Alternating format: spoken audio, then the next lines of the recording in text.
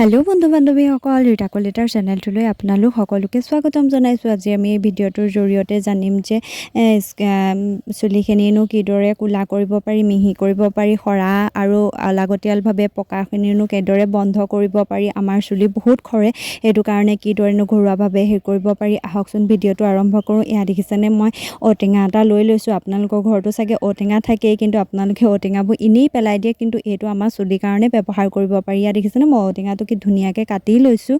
ইয়াত দেখিছে মই কি ধুনীয়াকৈ ঔটেঙাটো কাটি লৈছোঁ। ইয়াৰ ঔটেঙাৰ বীজখিনি উলিয়াই ল'ব। ইয়াৰ ওলোৱাৰ পিছত মই কি ধুনীয়াকৈ মাথাত এপ্লাই কৰিছোঁ। ইয়াত দেখিছেনে কি ধুনীয়াকৈ মই মাথাত এপ্লাই কৰিছোঁ। আপোনালোকেও এনেকৈ এপ্লাই কৰিব আৰু ইয়াৰ লগত একো নিদিব, ধুনীয়াকৈ এপ্লাই কৰিব। ইয়াত দেখিছে মই যেনেকৈ কৰিছোঁ এনেকৈ এপ্লাই কৰিব।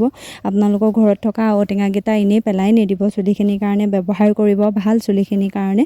শ্বেম্পু ইউজ নকৰিলেও হয়, কণ্ডিচনাৰ ইউজ নকৰিলেও হয়। এইবোৰ কৰিয়ে আগৰ দিনৰ মানুহখিনিয়ে চুলিখিনি ভাল কৰিছিলে, আমিও ব্যৱহাৰ কৰিব পাৰোঁ। দেখিছেনে মোৰ লগাই হৈ গ'ল। আপোনালোকে ৰাতি লগাব, নহ'লে দিনত লগায়ো এদিন ৰাখি পেলাই পিছদিনা চুলিখিনি ধুনীয়াকৈ শ্বেম্পু দি ধুই দিব। আৰু ইয়াত দেখিছেনে মোৰ লগাই হৈ গৈছে।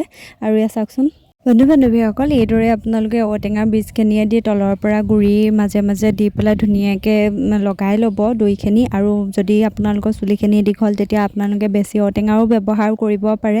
এইটোৰ কোনো ছাইড ইফেক্ট নাই। ঘৰুৱাভাৱে আগৰ দিনৰ মানুহখিনিয়ে এনেকৈয়ে লগাইছিলে, আপোনালোকেও লগাব পাৰে।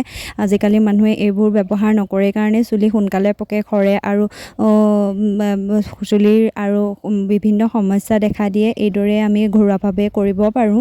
এইবোৰত পইচাৰো খৰচ নহয় আৰু এনেই পেলাই দিয়া যায়, তাতকৈ আমি চুলিখিনিতে লগাই ল'ব পাৰোঁ। এয়া দেখিছেনে মই ধুনীয়াকৈ হৈ গৈছে মই এপ্লাই কৰা। এয়া দেখিছেনে মই ধুনীয়াকৈ চুলিখিনি এতিয়া শ্বেম্পুৱেদি ধুই দিছোঁ।